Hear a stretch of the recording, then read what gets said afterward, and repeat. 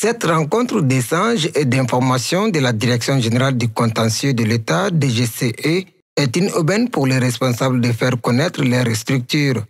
L'occasion est également propice pour l'organisation de rappeler son mandat, son fonctionnement, ses techniques d'intervention, en vue de partager ses préoccupations avec ses partenaires pour mieux organiser la défense de l'intérêt de l'État.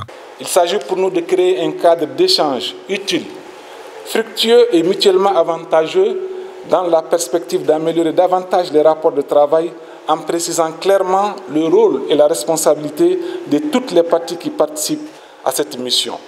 Nous pensons, malgré tout, Monsieur le ministre, que l'adoption d'un document de politique nationale en matière de prévention et de gestion des affaires contentieuses intéressant l'État et les organismes publics assorti d'un plan d'action peut être considérée comme une manifestation supplémentaire, mais suffisamment éloquente de la volonté des pouvoirs publics à prendre en charge les problèmes de la Direction générale du contentieux de l'État. Conformément à son rôle de présentation et de défense de l'intérêt de l'État devant les instances juridictionnelles ou arbitrales, cette initiative s'inscrit dans le cadre de la mise en œuvre du programme de travail de cet organisme de l'État. C'est dans cette dynamique que le ministre secrétaire général du gouvernement rappelle les difficultés auxquelles l'organisation fait face. Suivant les données de son rapport annuel 2022 et à titre d'illustration, la Direction générale du contentieux de l'État a traité 850 dossiers contentieux de l'État sur lesquels 100 décisions de justice ont été rendues et sur lesquels 83 ont été favorables à l'État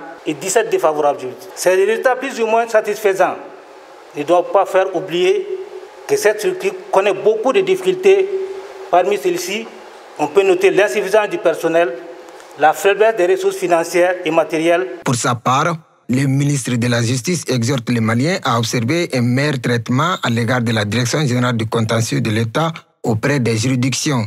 Ce service a besoin de l'accompagnement de tous. Nous avons aussi le devoir, sans être partisans, d'aider la Direction générale du contentieux de l'État, de lui accorder un meilleur traitement auprès des juridictions. L'administration peut se tromper. Si c'est le cas, faisons amende honorable, mettons les citoyens dans ses droits. Mais si l'État a raison, l'État a le bon bout, l'État doit être défendu. Et c'est cela le rôle de la Direction générale du contentieux de l'État. À noter que la Direction générale du contentieux de l'État est créée en 2018. Elle est placée sous l'autorité du Premier ministre ou tout ministre indiqué par lui.